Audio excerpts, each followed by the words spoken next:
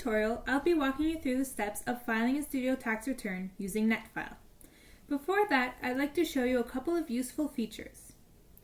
First off, when you save your return, you'll see its location on the title bar at the very top. Also, any return that you open will be listed under the Tax Explorer on the left side. The number of remaining returns and the transmission status will be shown at the very bottom. These are saved with the return, meaning it will always be shown.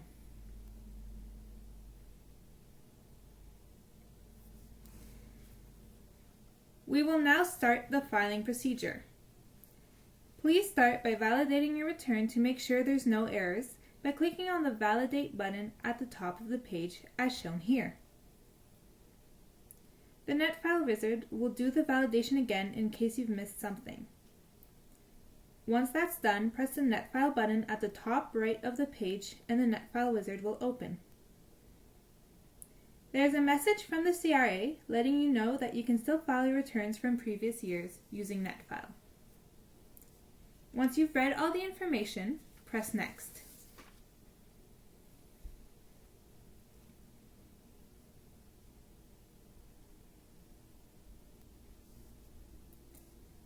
Here, you'll find a reminder that if you have a refund and aren't signed up for direct deposit, to please do so, since it's the fastest way to get your money back. You can do so by clicking on the link provided. Once done, press Next. Here, we're warning you that any changes to your name, date of birth, address, or any start, stop, or changes to your direct deposit information will not be sent to NetFile for security reasons.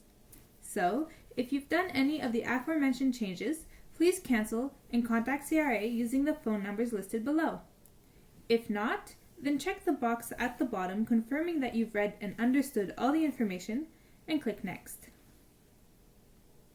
Listed here are rare exclusions to NetFile. Please read and make sure that none apply to you. If not, click Next. Press Next again.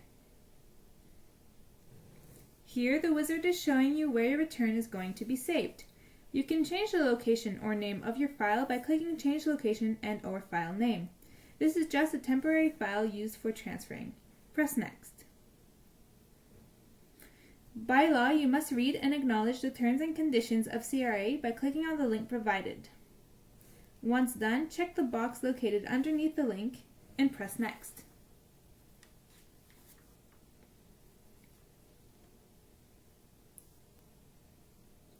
We've reached the transmission page. If you're filing your return for the first time, check this box since the transmission is slightly different. Otherwise, leave it unchecked and click Transmit. Once it has been transmitted, a confirmation number will be given to you. Once again, CRA will remind you to sign up for direct deposit. You can do so by clicking on the link provided. Then click Next.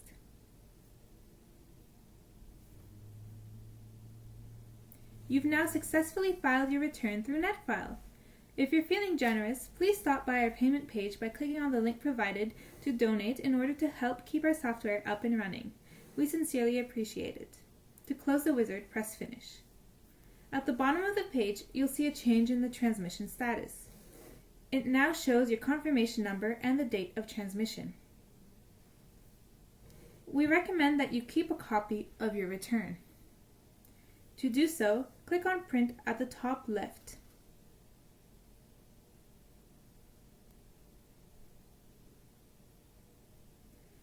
A window will appear. Click Next. Select the desired destination option, either print or PDF file. Here I'll be saving it as a PDF file. For the print type, please do not select for the government since you've already filed your return through NetFile. Instead, select for your records and press Next.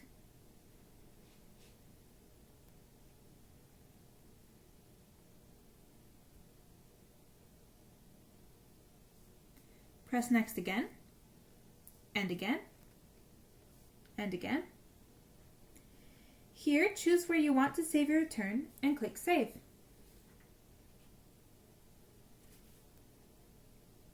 You now have a saved return on your disk. Press Finish to close the window. You can then view the file, and you can also see where your actual return was saved. Here's the PDF that was generated by the software.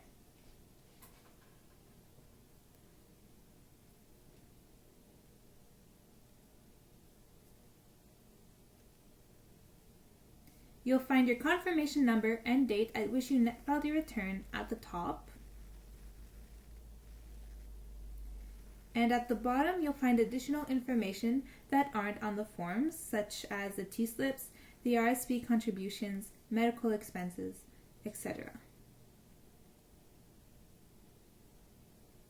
You've reached the end of the tutorial on netfiling your return.